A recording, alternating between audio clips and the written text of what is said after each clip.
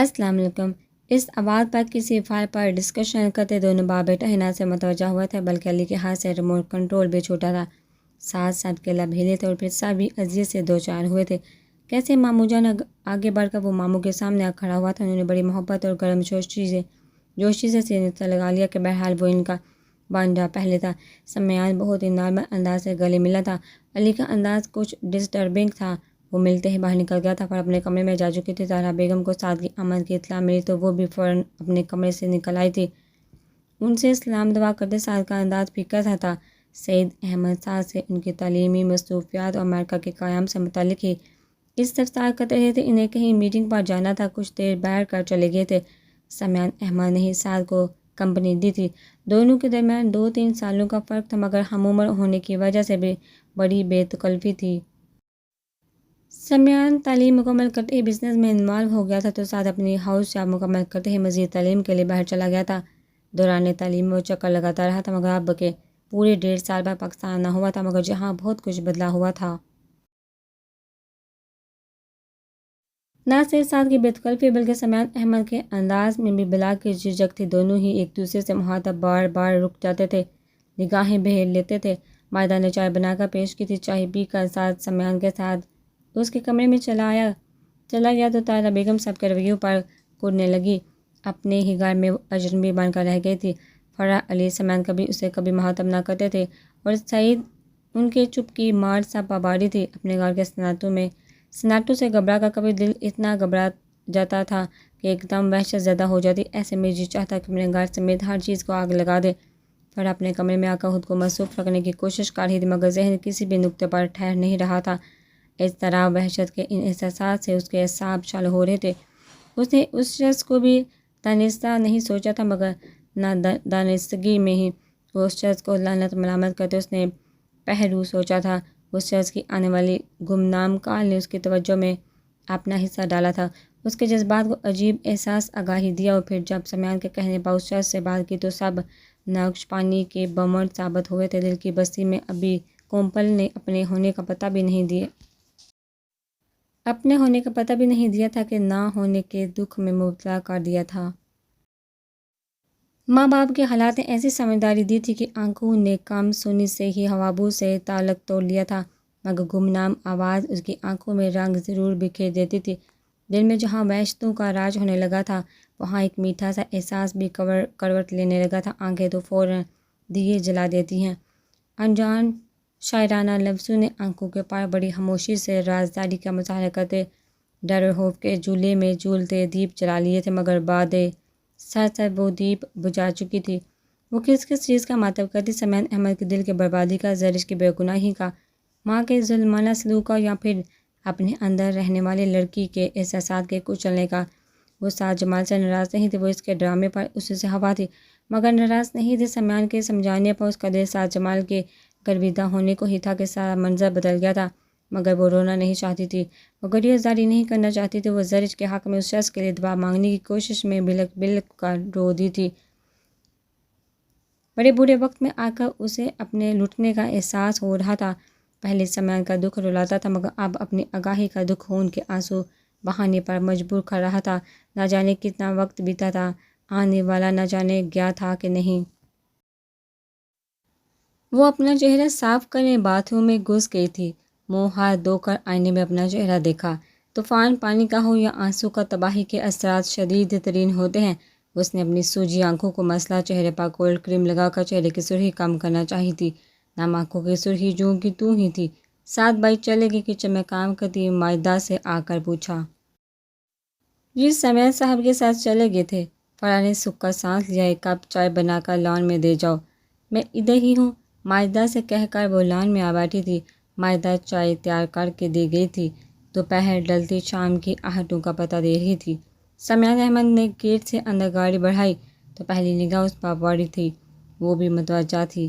سمیان نے وہیں گاڑی روک کر اس کی طرف پیش قدمی کی تھی۔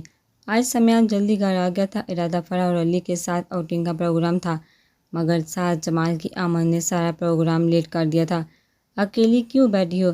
علی کہاں ہے؟ اس کے قریب پہنچ کر پہلی نگاہ اس کے چہرے پر پڑی تو رک گیا تھا۔ بیکی نم آلودہ سوجی آنکھیں، سرخ چہرہ، دل کے اندر ٹیس سی اٹھی۔ علی باہر گیا تھا۔ ابھی تک نہیں لوٹا؟ سمیان کو حیرت ہوئی۔ کافی دیر ہو گئی ہے، شام ہونے والی ہے، اب تک تو گھر میں آ جانا چاہیے اسے۔ سمیان نے گھڑی دیکھی تھی۔ آپ کو اس پر چیک رکھنا چاہیے بھائی۔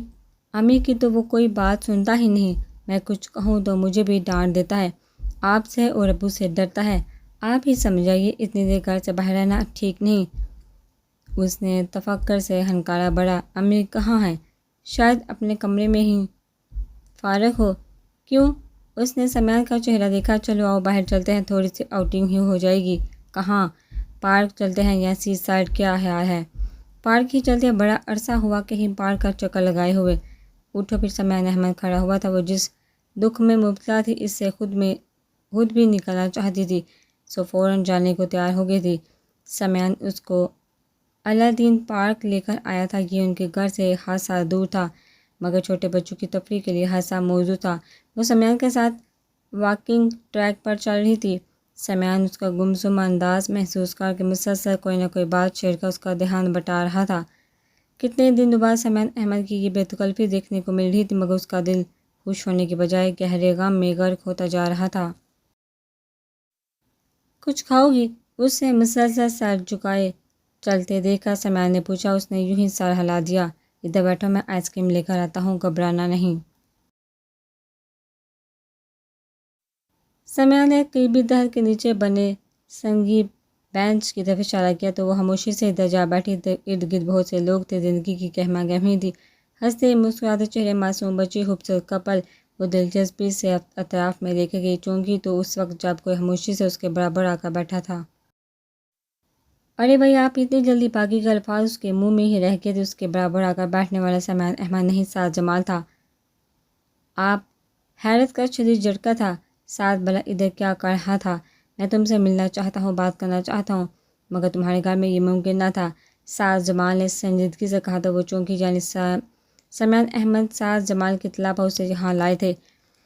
اس کے اندر چاند سے کچھ ٹوٹا تھا۔ اگر سمیان اسے کچھ بتاتے تو وہ کبھی نہ آتی، مگر مجھے آپ سے کوئی بات نہیں کرنی۔ سارا معاملہ کلیئر ہوتے ہی وہ غصے سے کہہ کر فوراً اپنی جگہ سے اٹھ گئی تھی۔ اس سے پہلے وہ وہاں سے قدم اٹھاتی، سعد جمال نے اس کا ہاتھ تھاما تھا۔ پڑا، پلیز میری بات سن لو، پلیز۔ ملتجی انداز تھا۔ کیوں؟ اب کون سا نیا ڈرامہ رچانا چاہتے ہیں آپ کا کیا خیال ہے؟ میں آپ کی بات سن لوں گی۔ ہاں، خیالی ہے آپ کی۔ اب کوئی نیا کھیل شروع کرنے سے پہلے ضرور سوچ لیجیے گا کہ آپ کی شادی زرش مسعود احمد سے طے ہے۔ پڑا، پلیز، ہم کزن بھی ہیں۔ سعد زچ ہوا تھا۔ فرا نے جھٹکے سے اپنا ہاتھ چھڑوایا۔ ہمارے اس حوالے سے بھی کبھی بے تکلفی نہیں رہی، ادھر رکھائی کا وہی عالم تھا۔ پلیز فرا، میں اپنے ہر مزاق کی وضاحت کرنا چاہتا ہوں۔ مجھے پتہ ہے تم مجھ سے بدگمان ہو۔ ناراض ہو کر بیٹھ کر میری بات سن لو۔ سعد بھائی پلیز، آپ ہماری پھپھو کے بیٹے، ہمارے لیے بڑے قابل احترام ہیں۔ آپ نے جو بھی کیا آپ کا ذاتی فعل، ہاں میں ہرٹ ضرور ہوئی تھی، مگر مجھے کسی بھی قسم کی وضاحت کی ضرورت نہیں۔ آپ پہلے اس سارے مذاق نما ڈرامے کا محرک پیش کر چکے ہیں، آپ بار بار وضاحت کیوں؟ وہ اسی طرح سرد تاثرات لیے کھڑی تھی۔ سعد کے ساتھ بھائی کا حوالہ دے کر اس نے گویا صاف واضح کر دیا تھا کہ وہ اسے کیا حیثیت دیتی ہے۔ فرا پلیز، میں ذہنی طور پر بہت اپسیٹ ہوں، پلیز اگر تم آرام سے میری بات سن لو تو۔ اس کی آواز میں عاجزی در آئی تھی۔ فرا کو نہ چاہتے ہوئے بھی واپس اس بینچ کے دوسرے کنارے ٹکنا پڑا تھا۔ سمیان کے بغیر وہ واپس بھی نہیں جا سکتی تو یہاں سے ہٹ کر وہ جاتی بھی کہاں؟ سمیان احمد اگر یہاں چھوڑ کر گیا تھا تو اتنی جلدی آمد نہیں ہونی تھی۔ جب تک سمیان آتا اسے سعد کو برداشت کرنا تھا۔ وہ بینچ پر بیٹھ تو گئی تھی مگر بولی کچھ بھی نہیں تھی، سامنے ٹریک پر نگاہیں جمائے کسی نادیدہ نقطے کو گن رہی تھی۔ تم سے متعلق میرے جذبات نہ ہی وقت گزاری کے لیے رچایا گیا کوئی ڈرامہ تھا، نہ جھوٹ۔ ہاں، ایک مذاق ضرور کیا تھا، مگر تمہارے جذبات سے کھیلنا بھی مقصود نہ تھا۔ میں تو بہت مطمئن تھا کہ تمہارا حصول بہت آسان ہے۔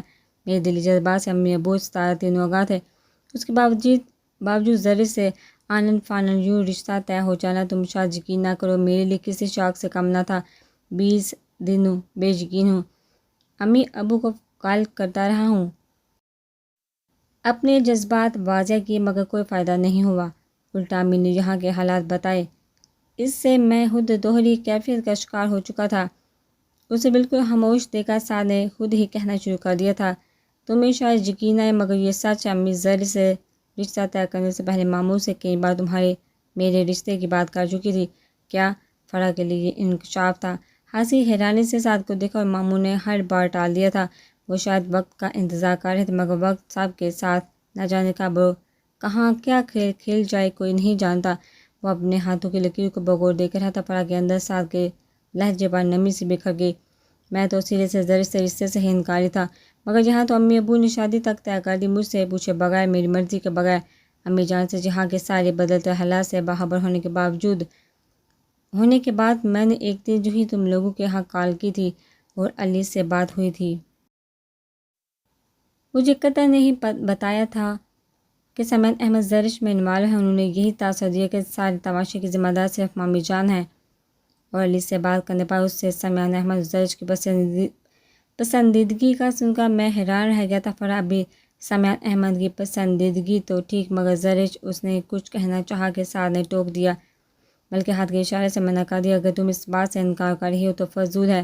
میں خود بھی علی کی بات سن کر حیران ہو رہا تھا۔ میں یقین کر ہی نہیں سکتا تھا سمیع احمد زرش میں ایج ڈفرنس ایسا ہے کہ مانا ہی نہیں جا سکتا تھا۔ اور دوسرا، سمیع احمد کا رویہ زرش کے ساتھ ہمیشہ سے برادرانہ ہی رہا تھا۔ مجھے یقین کرنے میں تعمل ہوا تھا، اور پھر جب میں نے عثمان بھائی کے ہاں کال کر کے حالات سے متعلق جاننا چاہا تو انہوں نے بھی یہ سب کہہ دیا۔ مجھے بڑا دکھ ہوا تھا۔ امی نے مجھ سے یہ ساری بات کیوں چھپائی؟ سمیع احمد تو مجھے وقار بھائی سے بڑھ کر عزیز ہیں، بھلا اس کے جذبات سے متعلق جان کر بھی رشتہ قبول کر لیتا ناممکن تھا۔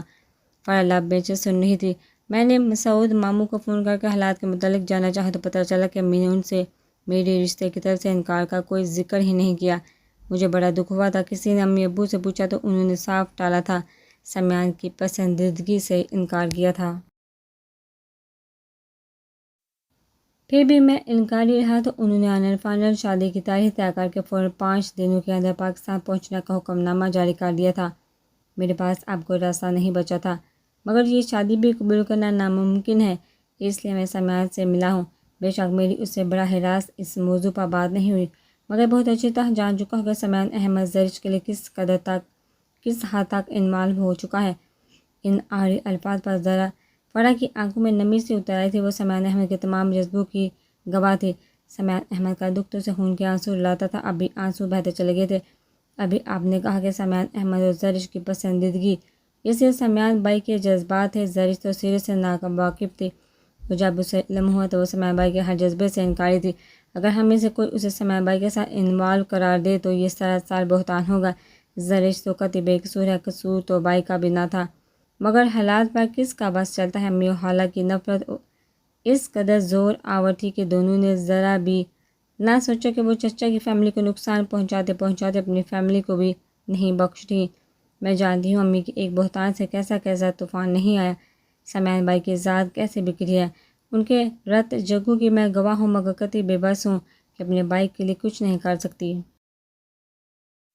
وہ ہاتھوں میں چہرہ چھپا کر پھوٹ کر روئی تھی۔ سمیع بھائی نے کبھی کسی سے شکوہ نہیں کیا، انہوں نے کسی کو الزام نہیں دیا۔ دکھ تو یہ ہے کہ دکھ دینے والے کوئی اور ذات نہیں، ہماری اپنی جنم دینے والی ماں ہے۔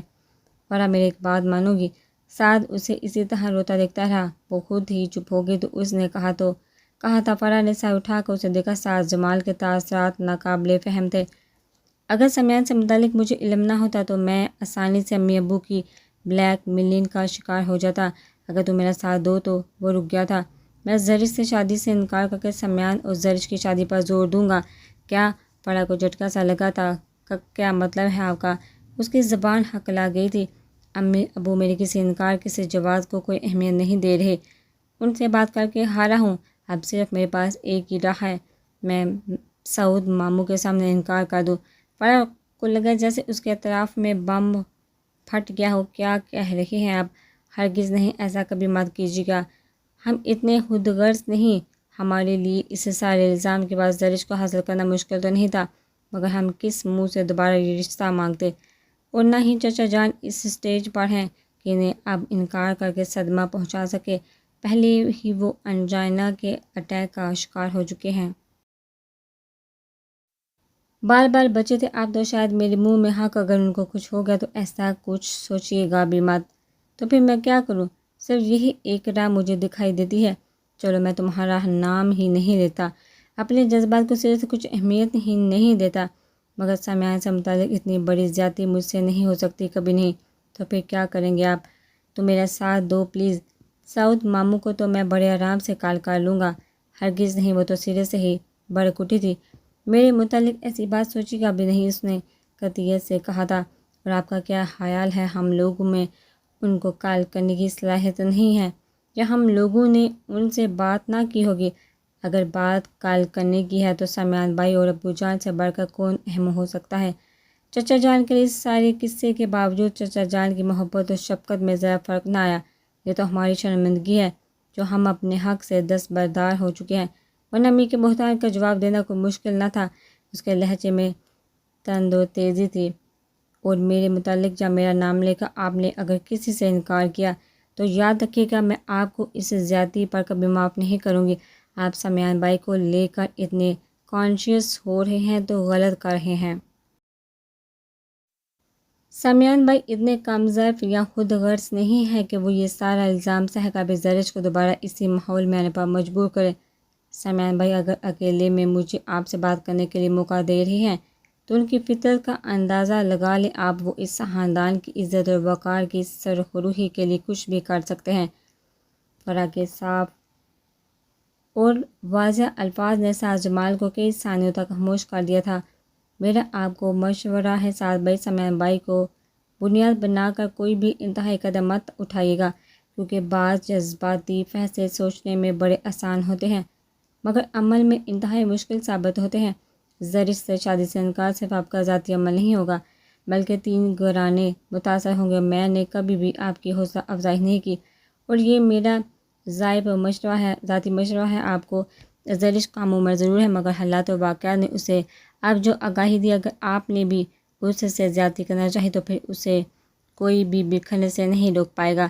اور چچا جان اس کنڈیشن میں نہیں کہ اتنا بڑا صدمہ سہ سکے جبکہ شادی بھی قریب ہے۔ ساز جمال نے بڑی بے چارگی سے اسے دیکھا تھا۔ امی ابو ستارہ و فرض سب یہی سمجھا رہے تھے مگر اس کا دل کچھ بھی ماننے کو ہی تیار نہ ہو رہا تھا۔ اگر ایک طرف اپنے مجبور پرجوش جذبات ہے تو دوسری طرف سمیان احمد کا خیال۔ سعد نے بہت بے بس ہو کر اپنا سر اپنے ہاتھوں میں تھام لیا۔ فرا کو سمجھا لینا، اپنا ہم نوا بنا لینا اس نے کس قدر آسان سمجھ رکھا تھا مگر اب لگ رہا تھا جو کچھ طے کر کے وہ واپس پاکستان لوٹا تھا وہ سب تو عملی طور پر سر انجام دینا خاصا مشکل بلکہ ناممکن ہے۔ نویرہ سے متعلق نئی خوشخبری سن کر تقریباً سبھی باری باری آ کر طبیعت درخت کر کے بڑی اماں کو مبارکباد دے گئے تھے۔ سجیلا اپا، اماں نبیلہ بھابھی، زبیدہ چچی اور رقیہ چچی بھی بڑی دونوں بیٹیوں کے ساتھ آئی تھی۔ دبئی سے سجاد بھائی تو اکثر کال کر کے پوچھتے رہتے تھے۔ زوہا بھابھی نے بطور خاص اماں سے سن کا فون کیا تھا۔ رفت باجی بھی بہت خوش تھی۔ اس سب کے باوجود نویرہ کو شارق زمان کی زیادتی نہیں بھولتی تھی۔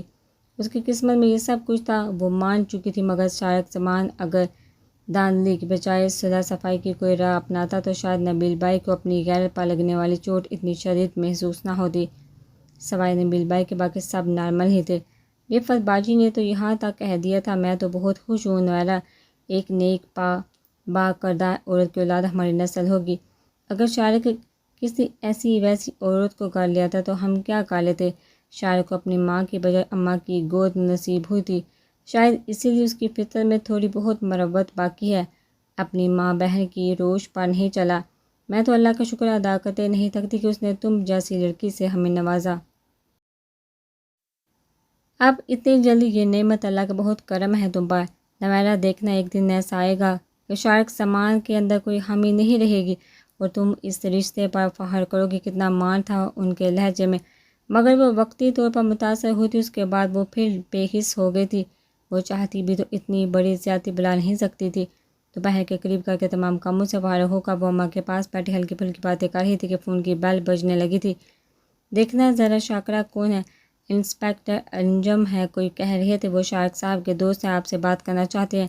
شاکرہ کے کہنے پر وہ حیران ہوئی۔ اماں نے بھی دھیان دیا۔ نویرہ نے اٹھ کر ریسیور تھاما۔ السلام علیکم۔ وعلیکم السلام۔ نویرہ بھابھی بات کر رہی ہیں؟ دوسری طرف سے استفسار ہوا۔ جی، آپ کو ایک اطلاع دینی تھی۔ لالا منصور کو جانتی ہے؟ کون لالا منصور؟ اس کے تئیں فرشتوں کو بھی علم نہ تھا۔ اچھا، آسان لفظوں میں یہ کہ شہمانہ زمان جو کہ شارق کی بہن ہے، اس نے جس شخص سے شادی کی تھی اس کا والد لالا منصور ہے۔ احسان منصور اس کا بیٹا ہے۔ اچھا، نویرہ کے دماغ میں جمباکا ہوا تھا، تو آپ یہ مجھے کیوں بتا رہے ہیں؟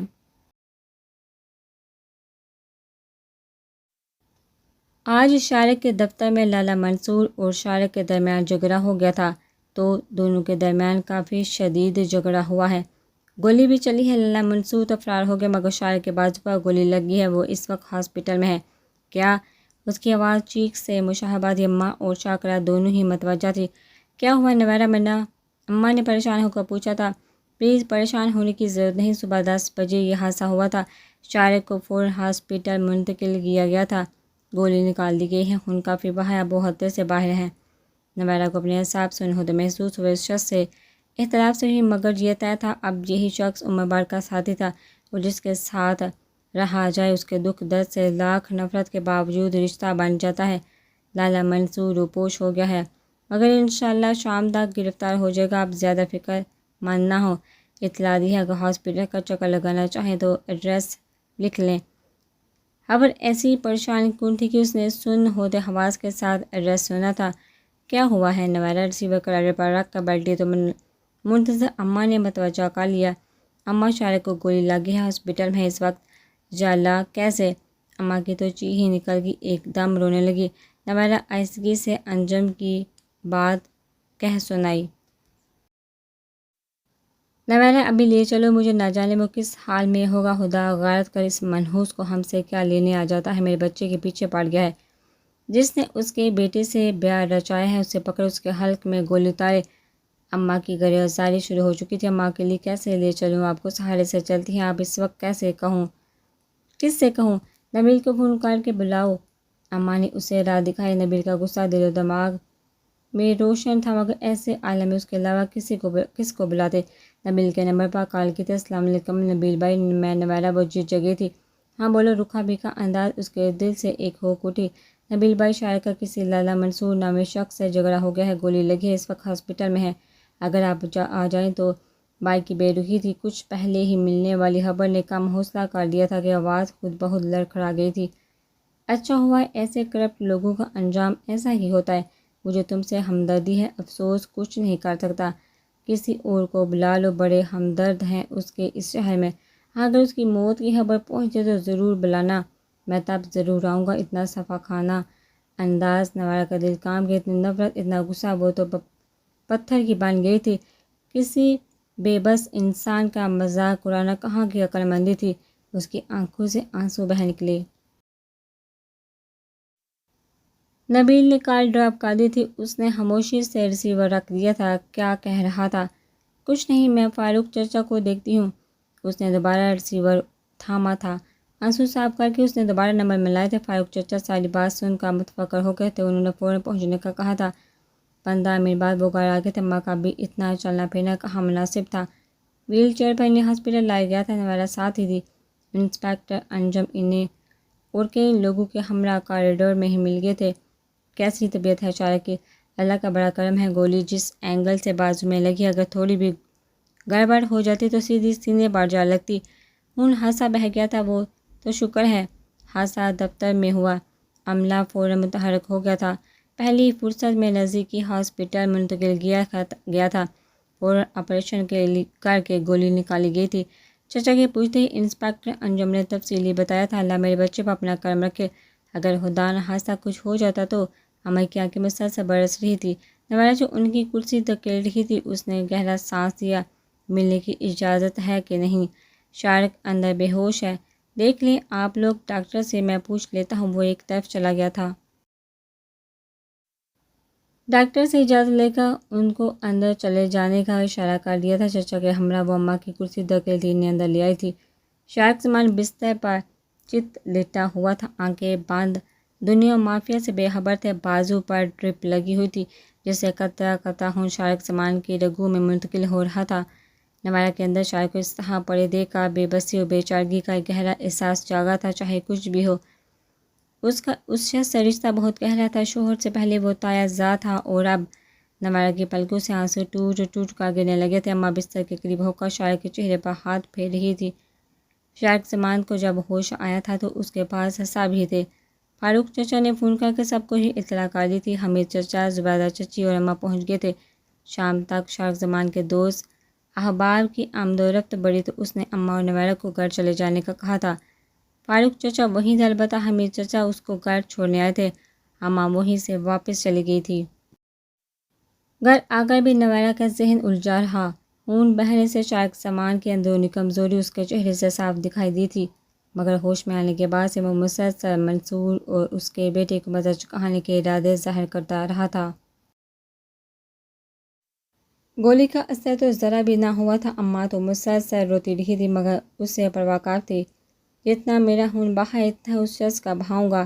لالا منصور سمجھ لے کہ کس سے دشمنی لی ہے، وہ اپنے ارادوں میں اٹل تھا۔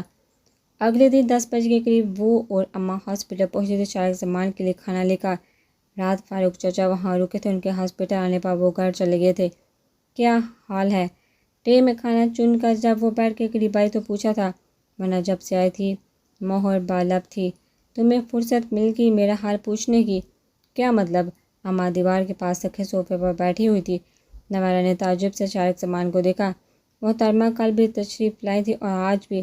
کل تو توفیق نہ ہوئی تھی کہ جھوٹے منہ ہی پوچھ لیا جائے کہ مر گیا ہوں کہ زندہ ہوں۔ چلو حال احوال پوچھنا تو دور کی بات، انسان پریشانی اور تفکر کا ہی اظہار کر دیتا، مگر وہ بھی ندارت۔